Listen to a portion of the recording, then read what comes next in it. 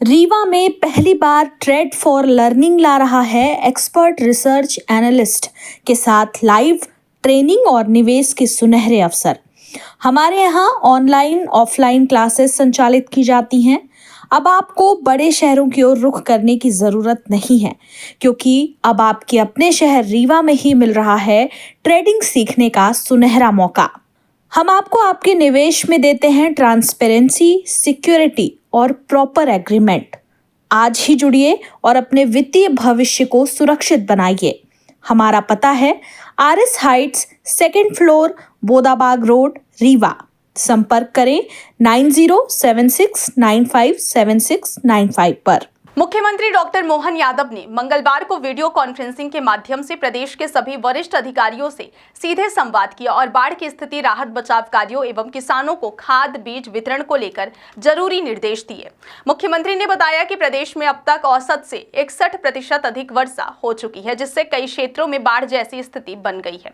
उन्होंने स्पष्ट निर्देश दिए कि पूर्वानुमान के आधार पर समय रहते चेतावनियां जारी की जाएं और जरूरत वाले जिलों में राहत शिविर स्थापित किए जाएं।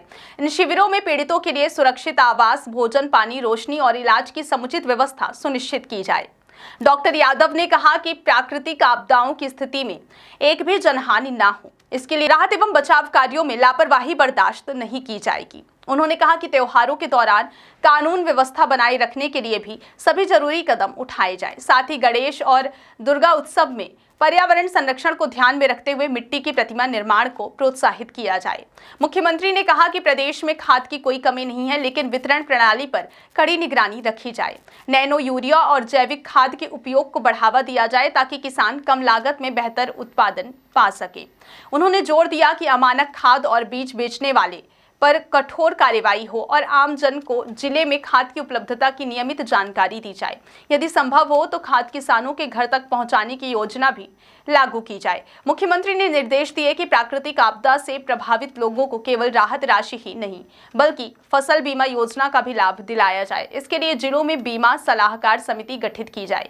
उन्होंने कहा कि राहत मंद 6 से 4 के अंतर्गत राहत शिविरों के लिए जो बजट निर्धारित है, उसका उचित उपयोग सुनिश्चित किया जाए। डॉक्टर यादव ने एयर एम्बुलेंस सेवा को और प्रभावी बनाने, राहगीरी योजना को पुनः सक्रिय करने, उद्योग संवर्धन केंद्र को मजबूत करने और हर जिलों में 20 सदस्यीय जिला विकास समिति गठित करने के निर्देश भी अधिकारियों को दिए हैं। वीडियो कॉन्फ्रेंसिंग के दौरान रीवा संभाग के कमिश्नर बीएस जामुन, डीआईजी राजेश सिंह, कलेक्टर प्रतिभा पाल, अपर कलेक्टर सपना त्रिपाठी, नगर निगम आयुक्त डॉक्टर सौरभ सोनवड़े समेत जिले के कई अधिकारी मौजूद रहे। रीवा में पहली बार ट्रेड फॉर लर्निंग ला रहा है एक्सपर्ट रिसर्च एनालिस्ट के साथ लाइव ट्रेनिंग और निवेश के सुनहरे अवसर।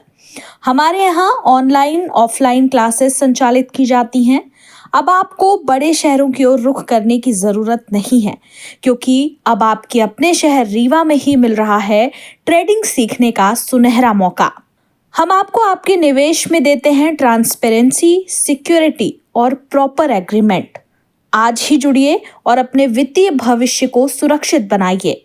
हमारा पता है RS Heights, second floor, Bodabag road, Rewa.